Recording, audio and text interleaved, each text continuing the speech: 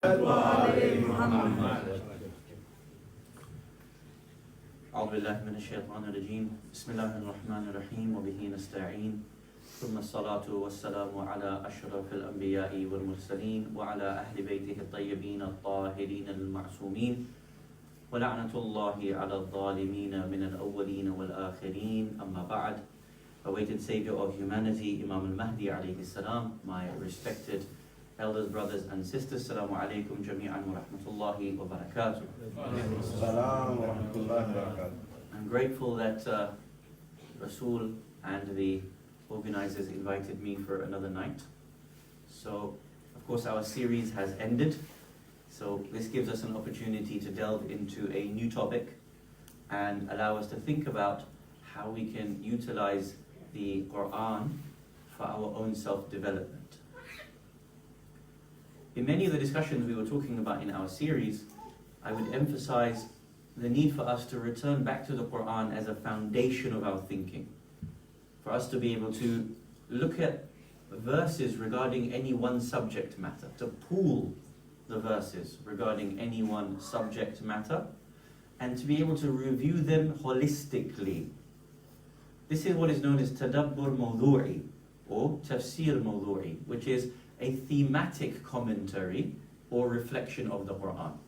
So you take any question, any subject, any number of subjects, and that question or that theme that you wish to be able to research, you gather all of the verses together regarding that one topic, and this is like a jigsaw puzzle.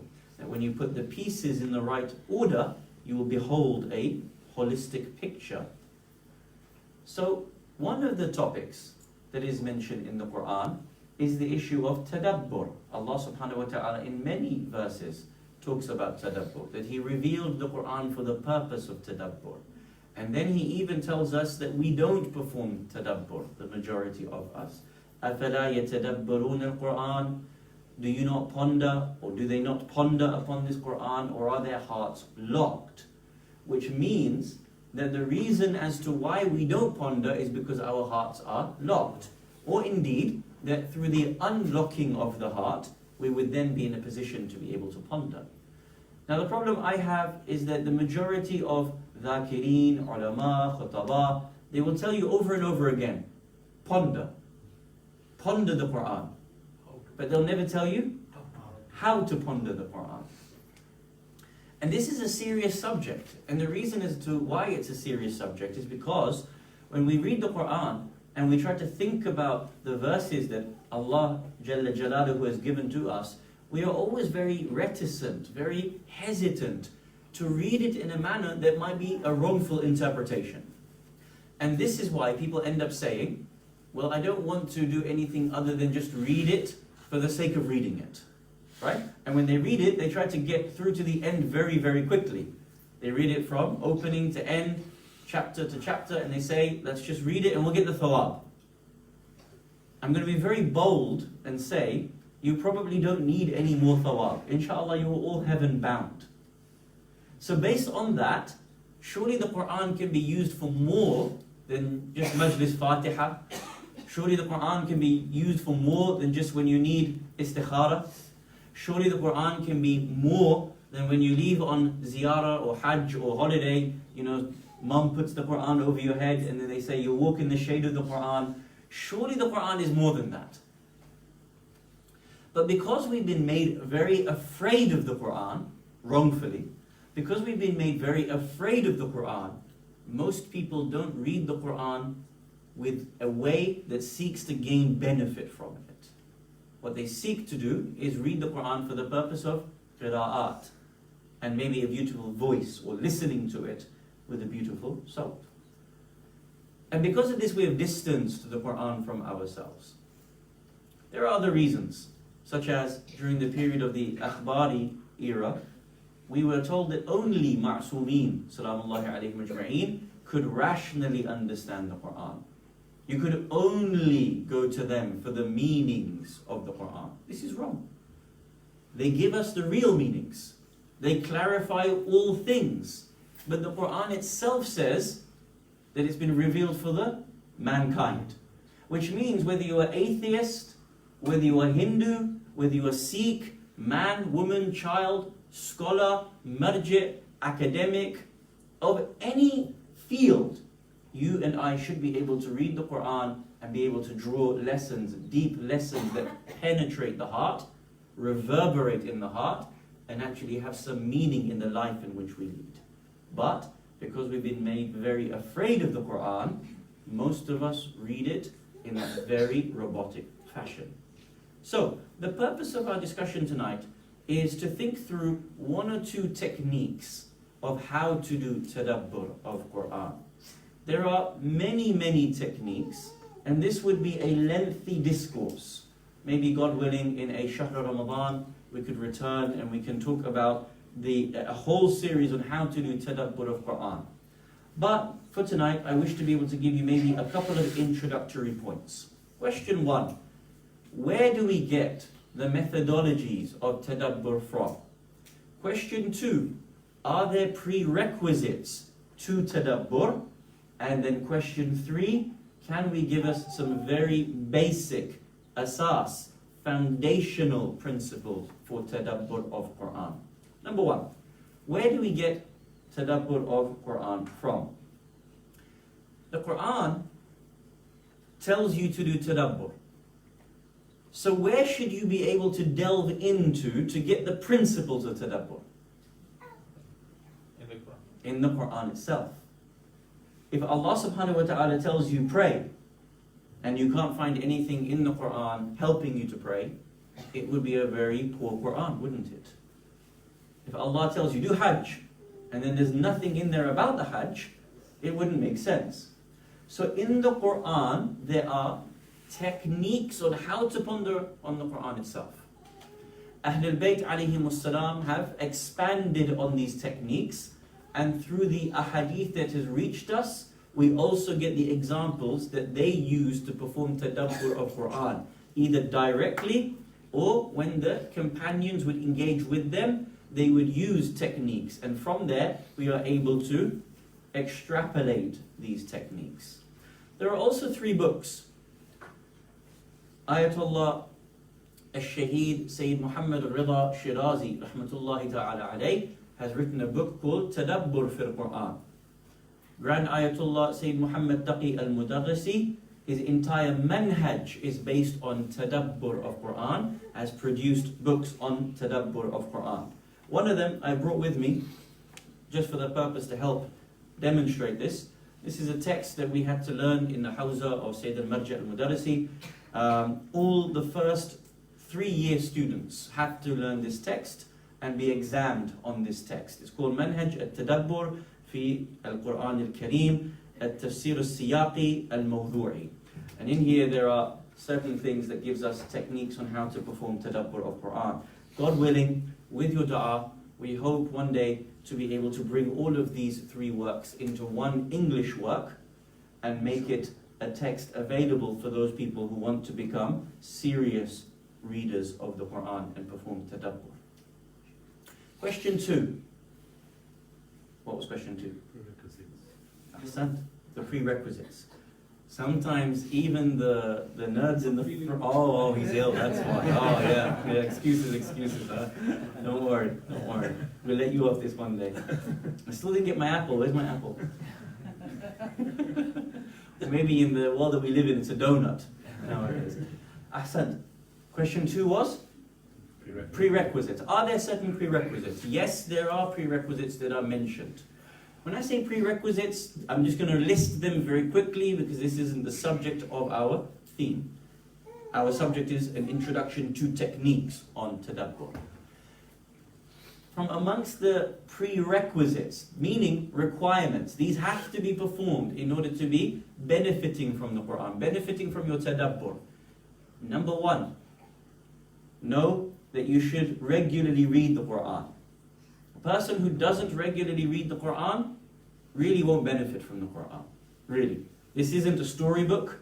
This isn't a book that person can just read once every 12 months in Shahr Ramadan and think that they are benefiting deeply from it. Without regular recitation, you will not be able to benefit from this book. Number 2, are you supposed to go to the tafsir first in order to do tadabbur? No. But tafsir is there to ensure that you know the actual meaning.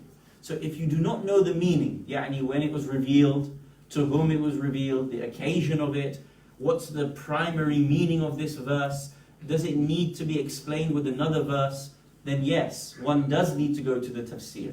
That doesn't mean the mufassir that is writing, you have to limit your thoughts within that person's tafsir. The author of that tafsir is going to be looking at a certain lens, and he or she is going to be writing within that framework that they're reading the tafsir from. If you approach the Quran from a different lens, undoubtedly you will get a different view. But it is necessary for you to know what the verse is saying. We cannot do tafsir bil-ra'i. We need to know the actual. Everyone knows what tafsir bil-ra'i is? Tafsir where you're just making it up with your own opinion. You cannot do this. But we do need to know what the Quran is saying and what it was revealed for at that moment, so we have an understanding of the apparent meaning. Number 2, a good prerequisite when you read the Quran, be in a state of wudu. When you're reading the Quran, never impose upon the Quran your own meaning. If you do so, you will be led astray.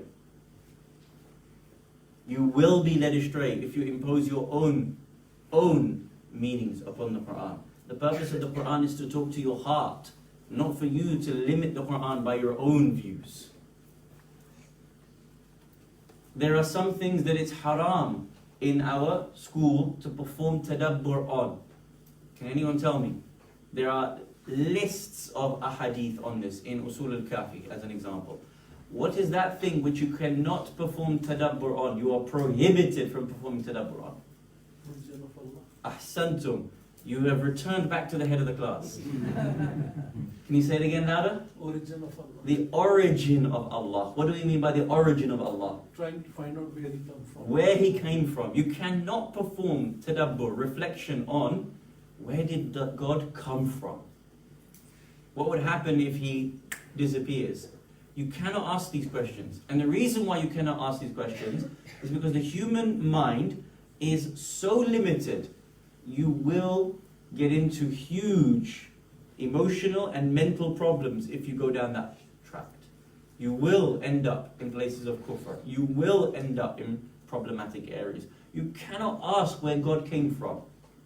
And this is strictly mentioned in the ahadith of Ahlul Bayt alayhi wasalam as a prohibition.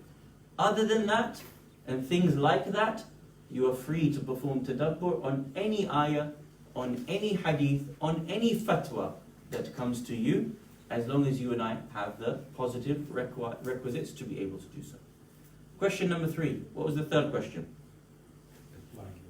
Applying it. So, what I'm going to do is I'm going to present to you 3 techniques. And I would humbly recommend that you apply these. You apply the first one, practice it. And then when you feel like you've genuinely mastered it, like it's coming naturally to you, then you move on to the second one. And again, when you've really practiced and it's become part and parcel of your habit in reading Quran, then move on to the third one. Why do I say this? Because in the school of Tadabbur, you can't jump to the 12th principle. You have to build. And build honestly and slowly. Right? And so each principle builds off the last. So once you have finished the requisite principles, then you're in a position to move to the higher level principles. Sorry, can I interrupt? Please. You mentioned something, because it's related, that's why I'm... No, please interrupt. Anyone who has any questions, feel free to interrupt. You say that do not impose your own meaning. Yes. So can you describe it a little bit? Do not impose your... So tafsir bil-ra'i or tadabbur bil-ra'i means that you come with a preordained idea of something and then try to make the Quranic reading in line with what your pre-existing vision or belief is. Justify. You try to justify the verses. You try to justify your belief with those verses. It should be that the Quran speaks in and of itself. And whatever the real meaning is, you take from that. I'll give you an example, a very elementary example. A person comes with a belief in capitalism. A person comes with a belief of nationalism, whatever, right? And then they use the verses to try to justify capitalism. Yeah? That would be an example of Tadabbur bil-Ra'i. Tadabbur, which is created off the back of your own opinion, where you're trying to manipulate the verses to fit your prerequisite understandings. Make sense? Okay. So, we're going to start with principle number 1, and that is how you approach the reading of the Quran. What do I mean by this? That when you open the Quran, there has to be an approach, a belief system of this book that is in accordance with what the book tells you to believe about it. If I approach this book that it is very limited, it's only for a particular time and space, if I read it in the context of only one thing, only one science, then I have limited the book. Imagine I approach this book and my whole experience is only one thing. I, for example, want to take sociology. And when I've read sociology, I've read these great sociologists. And then everything that they've taught me about sociology, I then decide I'm going to read this Quran in light of those individuals. Actually, I need to read the Quran, I need to approach the Quran as the Quran tells me to approach it. So let us have a look at how Allah subhanahu wa ta'ala talks about the Quran. In the Quran, Allah subhanahu wa ta'ala makes 2 challenges. He makes a number of challenges, but I'm speaking of 2. 1, bring a Quran like this. Bring a chapter like this. فَأْتُوا بِسُورَةٍ مِثْلِهِ. Bring a chapter like this. Obviously, you won't be able to do so. That's one challenge to the whole of mankind. That if you try to bring a Quran like this, you will never be able to do it. Even if the whole of mankind gets together. Many people have tried. In fact, we have in both our Islamic history as well as general history, individuals that have tried to bring a Quran like this and have failed. The second important challenge that God makes is, He claims in this Quran has everything in it. Everything. It's a challenge to you. Now think about that challenge. We're going to go through these verses in a minute. This book is limited. How is it limited? It's limited that it only has 6,500 verses. No more are going to come. It's limited in the sense that it was revealed over 23 years. Which means that it reflects certain incidents that it was revealed as a response to. No more incidents will ever occur, then Allah will bring another verse down. It is limited that primarily it is written in the Arabic language. There are some 500 words that are from foreign languages that Allah put in there because the Arabs used them. This is mentioned in Ulum al-Quran. It's limited in the sense that not every type of word is mentioned. Is the word dinosaurs mentioned in here? No. Is the word supercalifragilisticexpialidocious mentioned in here? No. So it's limited in some ways, but yet Allah subhanahu wa ta'ala claims that this book is unlimited. Which means that when you approach the reading of it, you and I cannot put limitations to its reading, to its meaning, to its levels of depth. Let's have a look and we'll unpack this first principle together, inshallah. I'm going to show you a number of verses where Allah subhanahu wa ta'ala states, in this Quran is everything, every type of example, every type of thing. Bismillah ar-Rahman ar-Rahim. وَمَا مِن دَابَّةٍ فِي الْأَرْضِ وَلَا طَائِرٍ يَطِيرُ بِجَنَاحَيْهِ إِلَّا أُمَمٌ أَمْثَالُكُمْ مَا فَرَّطْنَا فِي الْكِتَابِ مِنْ شَيْءٍ. Now we have Arabic speakers here. What does the word shape mean? thing.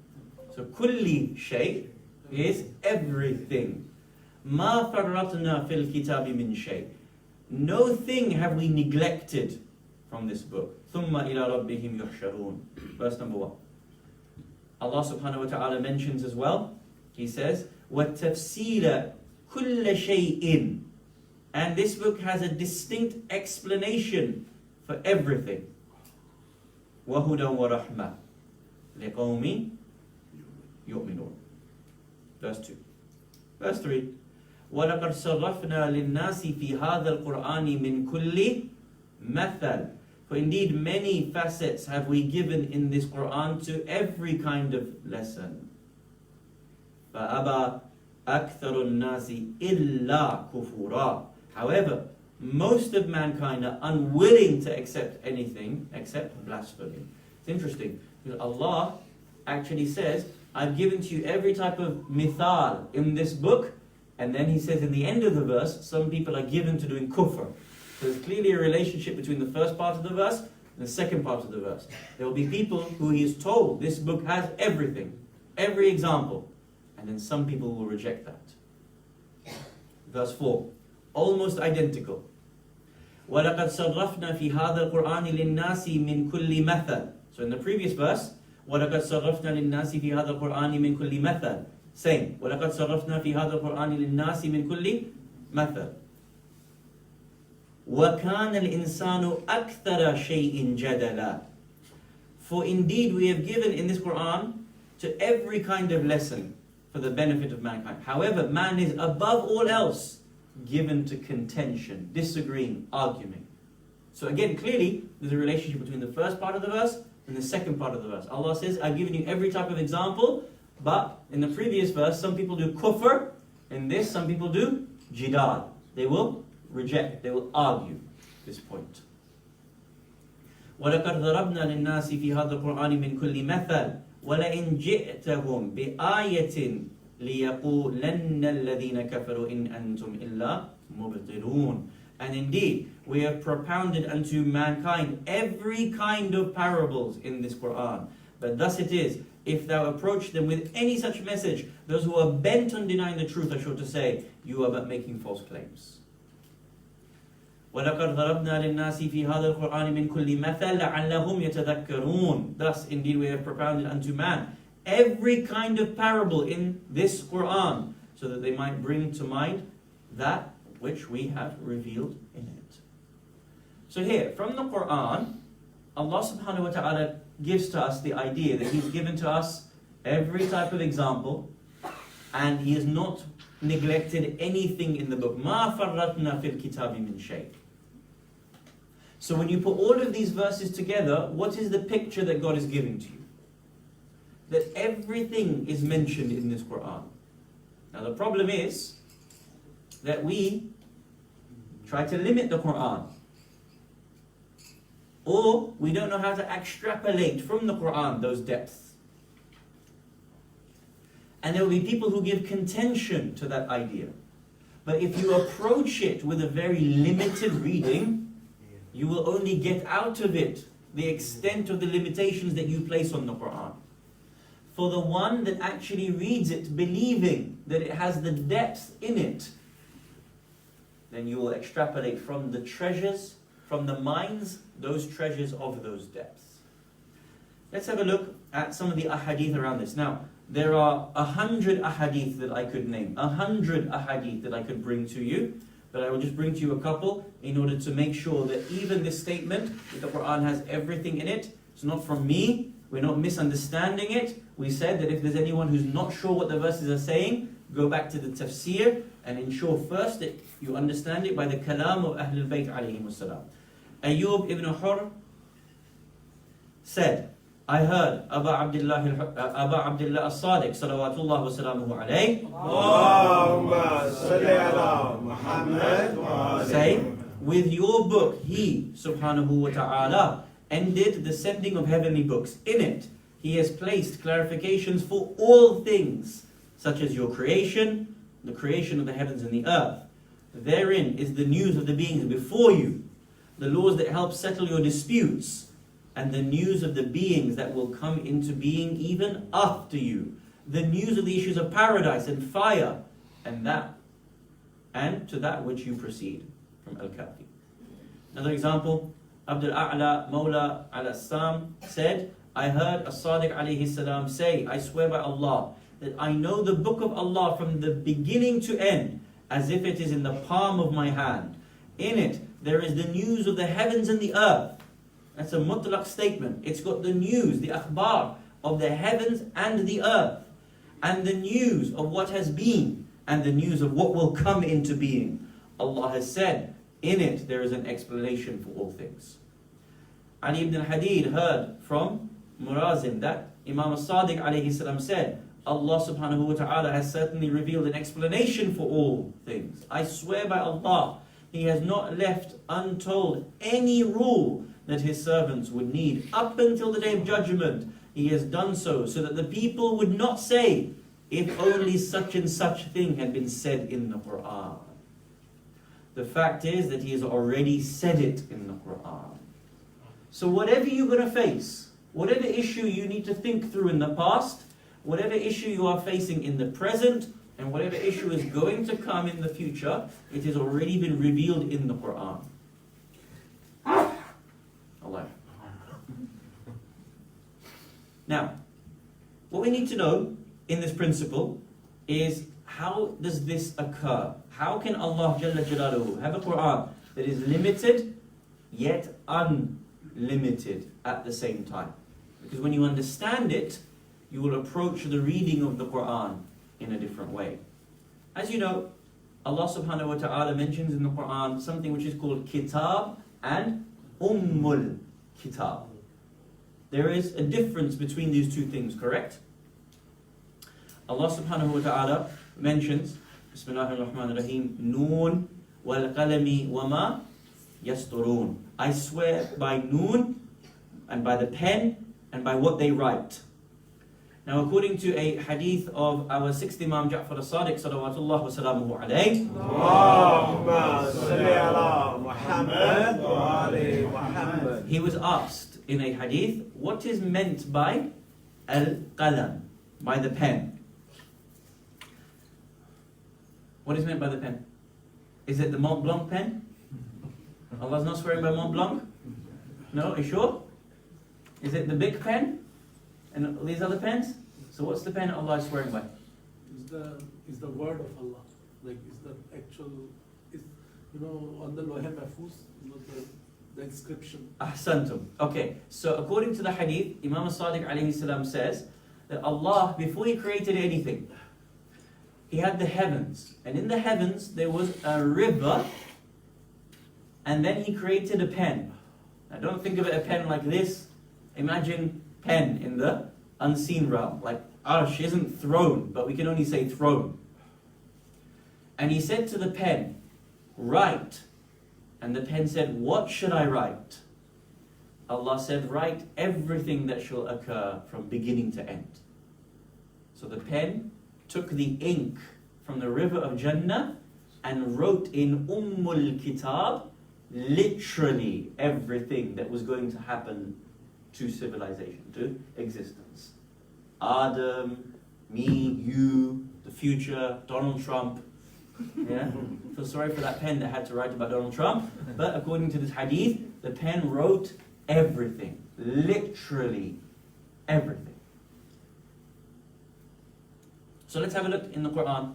Allah subhanahu wa ta'ala talks about Ummul Kitab. I just mentioned some verses here just to be able to bring it to you. وَإِنَّهُ فِي أُمِّ الْكِتَابِ لَدَيْنَا لَعَلِيٌّ حَكِيمٌ. So, and verily the originating, as does the source, the Ummul Kitab, Allah says, is with us.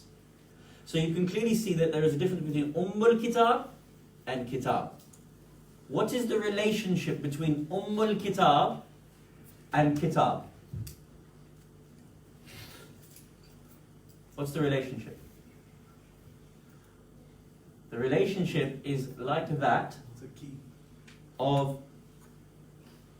a funnel effect.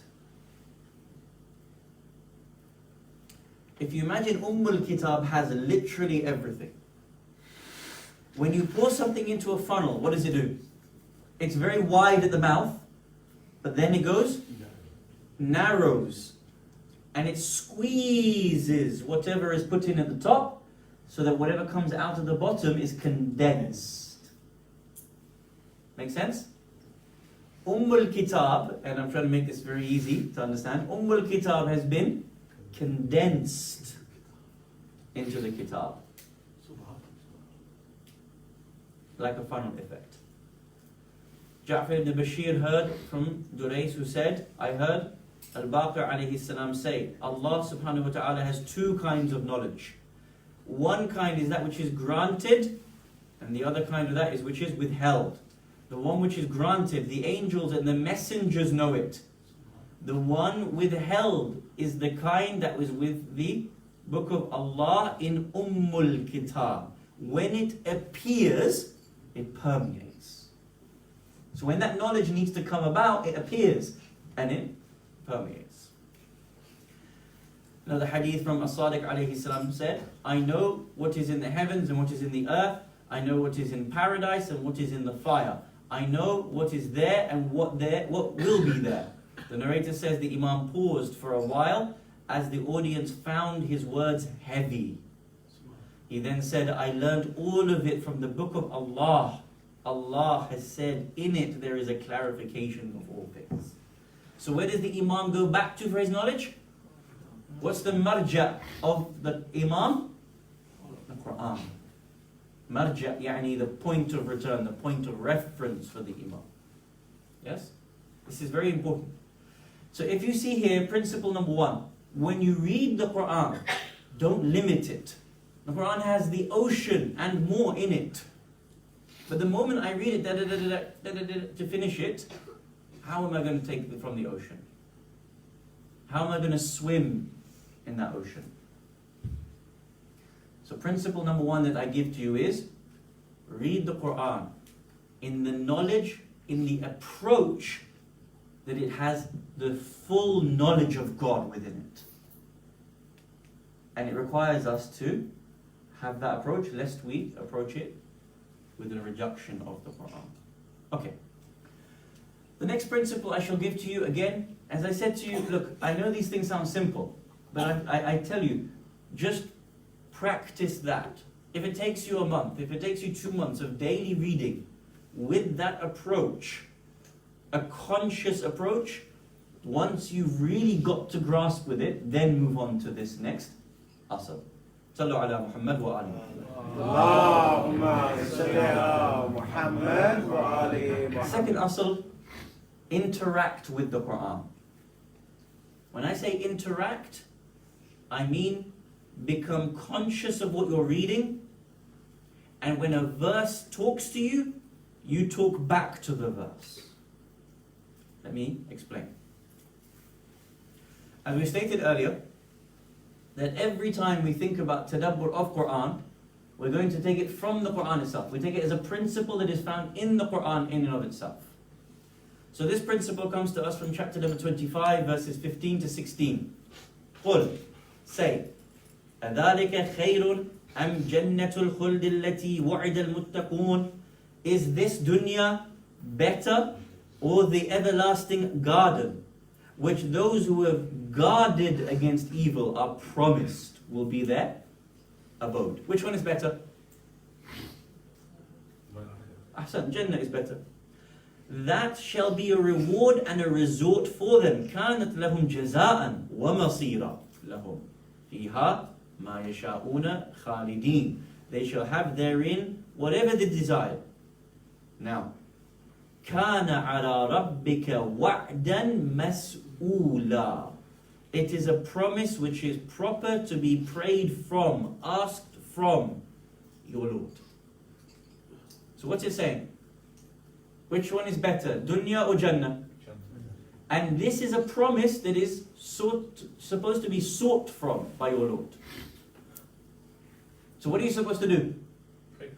Pray for it.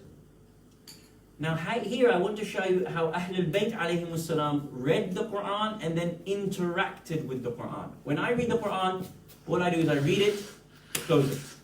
Look at the difference between how I read it and how Ahlul Bayt alayhimus salam read it. The primary technique seeks to promote a basic level of interaction with the Quran. Why basic? Because if you want to interact with the Quran at a higher level of tadabbur, you need to ensure your foundational levels of tadabbur are strong. What is meant by interaction is to observe the properties or the message in the verse which you are reading, and then make a conscious and active gesture that reciprocates that message. Let me give you an example. As-Sadiq alayhi salam is narrated to have said, surely the Quran is not to be read in a rushed or quick manner. Rather, it should be recited in slow, measured portions. Whenever you reach a verse which talks about Jannah, stop and ask Allah for the bounties of Jannah. And whenever you reach a verse which speaks about the threats of hell, stop and seek protection from Allah from the hellfire and its punishment. Does that make sense? Now let me show you how Ahlul Bayt alayhimus salam practiced this technique for themselves. Aisha narrates, I would wake up with the Prophet sallallahu alaihi wasallam at night, and he would be reciting from Al-Baqarah, Al-Imran, and Nisa. And when he came to a verse that gave glad tidings, he would supplicate and hope. And when he came to a verse that threatened, he would supplicate and seek refuge. Let's give you some examples.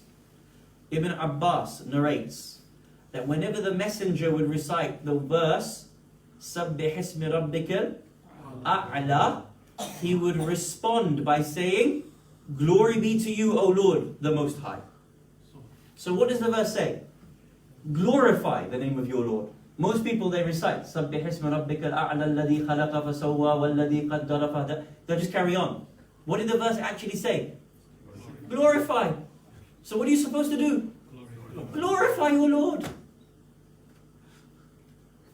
You interact with the verses. It tells you to do something. You become conscious of the message. You want to get to a deeper level of the message, don't you? You want to swim in the ocean that's the Quran. We don't even pay attention to the zahir of what's being said, the apparent of what's being said. The verse says, Sabbih. The Prophet would respond, Glory be to you, O Lord, the Most High. Abi Umama narrates, after his last pilgrimage, the Prophet used to frequently recite the chapter of Al-Qiyamah. Why? Because he was going to die soon. And when he would recite the verse, is Allah not able to give life to the dead? I would hear the Prophet, he would say, Indeed, and I am witness to this. So the Prophet would stop and he would respond to the verse out loud. He would talk to it. I've given the references for anyone who wants these things. Ibn Abbas narrates, when the Prophet would recite the verse, and the soul and he who made it perfect, then he who inspired it to understand what is right and what is wrong for it. Which verse?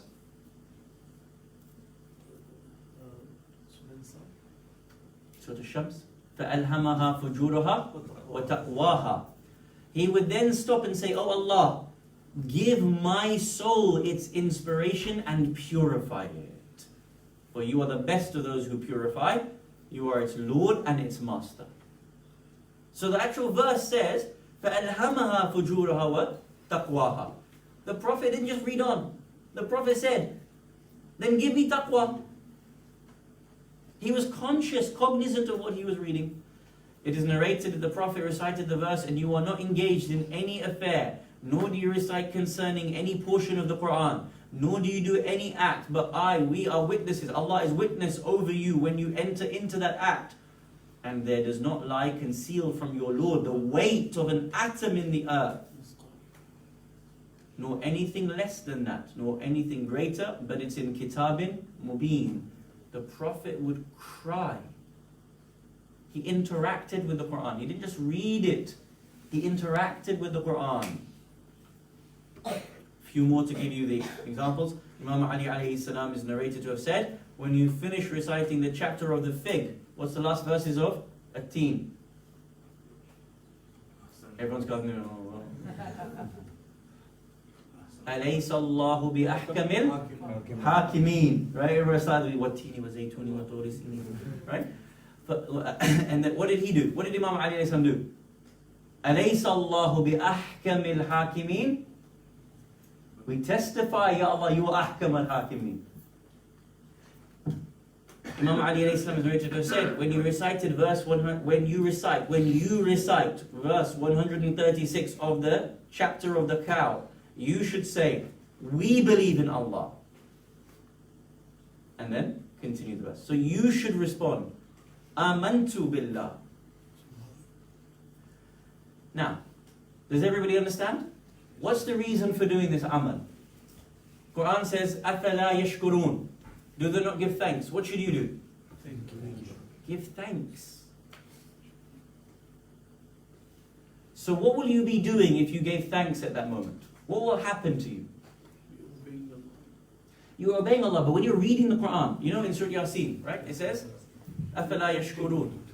Right? As an example. Where does it say? Anyone know the verse? Quickly.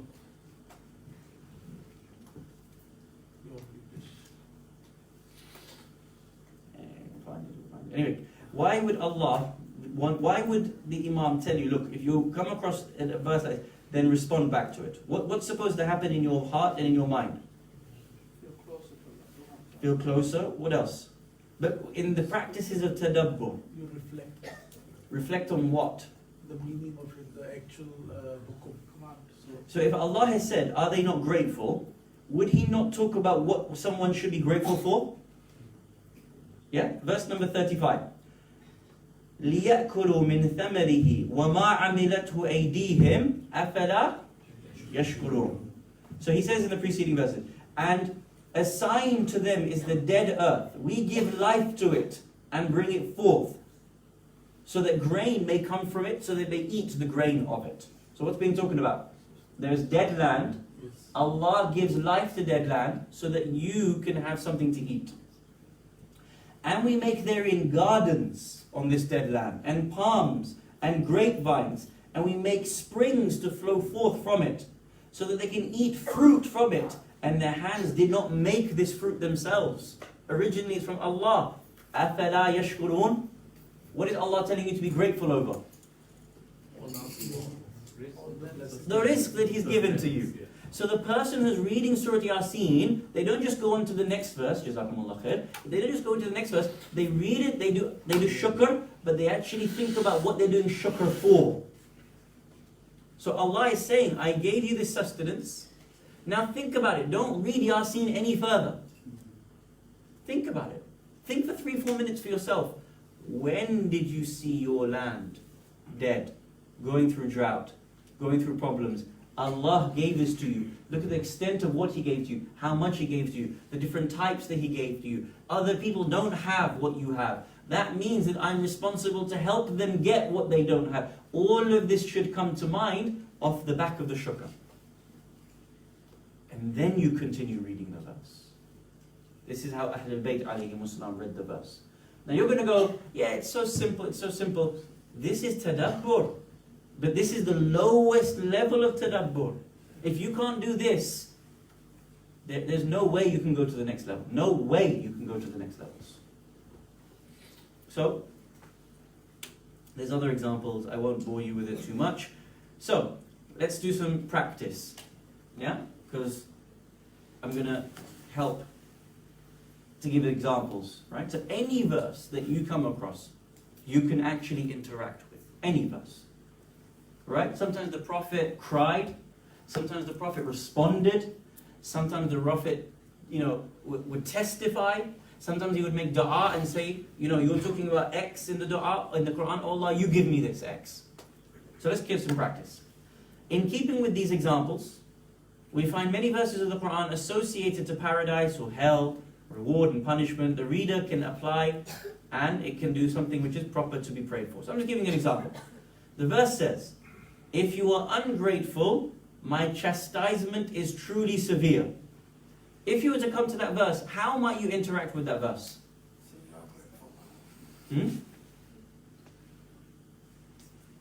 I'll give you an example. My Lord, please do not allow me to be amongst the ungrateful, and do not allow me to be amongst those chastised. Now the person would then say with that dua, maybe I should think about the things I've been ungrateful for. We're always ungrateful. No matter what, we can never be in gratitude to the extent to which Allah deserves. Fair? So when I actually come across that verse, not I, when you and I come across that verse, if you are ungrateful, my chastisement is truly severe. Say, my Lord, don't allow me to be amongst those who are ungrateful. My Lord, what are the last 3 things that I made dua for, that you gave to me, but I haven't yet given you thanks for? Alhamdulillah. And then I continue reading the Quran. This is interacting with the Quran. I'll give you one more example and then we conclude. Verse 2. Some faces on that day shall be downcast. Other faces on that day shall be delighted. How can you interact with this verse? Oh Allah, please do not allow me to be amongst the downcast on the day of judgment. Rather make me amongst the delighted on the day of judgment. It's so simple, isn't it? But then a person would just take it a little bit further.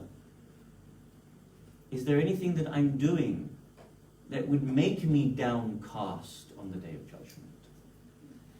What would be the things that would make someone delighted in their face on the day of judgment? Oh Allah, now that I realize the one thing I'm doing that is making me downcasted, potentially, and the one thing that I need to yet be doing that could make my face full of delight on the day of judgment, help me to achieve this thing today. Khalas. And then you continue reading. So, we have gone through Tadabbur of Quran at a very foundational level. We asked, the first question was, where do we get Tadabbur from? We get it from we get it from the Quran, the Ahadith, and certain texts that help us. Number 2, we asked the question, what are the prerequisites? There are requisites. Read the Quran regularly. Be in a state of wudu. Ask Allah to help you. There's a dua from Imam Sadiq alayhi salam where he says, Allahumma arini al-haqqa haqqan fattabi'ahu. Oh Allah, show me haqq as haqq is. It's proper truth, so I can follow it. وَأَرِنِ الْبَاطِلَ بَاطِلًا فَاجْتَنِبَهُ. And show me what is false in its proper sense of falsehood, so I don't follow it, so I turn away from it. وَلَا تَجْعَلْ عَلَيْهِ مُتَشَابِهًا. And don't make it where I get confused between what is haqq and batil. Don't let it be mutashabih between the two of them, so I don't know which is. This is important dua. You recite this before you come to recite the Quran, and then you're asking Allah, illuminate my heart with tadabbur. Allah will help you, inshaAllah. Allah. Third thing, applying it. So what was the first asl? Don't limit the Quran. The Quran says it has everything in it.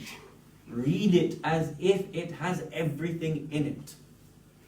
And second, interact with the Quran in any verse, however you wish to interact with it, but interact when you find a verse that speaks to you, and until you've finished your interaction, don't move on to the next verse that you wish to be able to read. Insha'Allah, this gives us something to start with, and God willing, we can continue these discussions another time. And once you practice these things and you feel that you are really, really engaged, feel free to drop me a message, and we can talk more about a third principle to help us in our tadabbur of Quran, inshaAllah. Alhamdulillah, Rabbil Alameen, wa sallallahu ala Sayyidina wa Nabiyyina Muhammad wa alihi tahirin. Allahumma salli ala Muhammad wa ali Muhammad. When Imam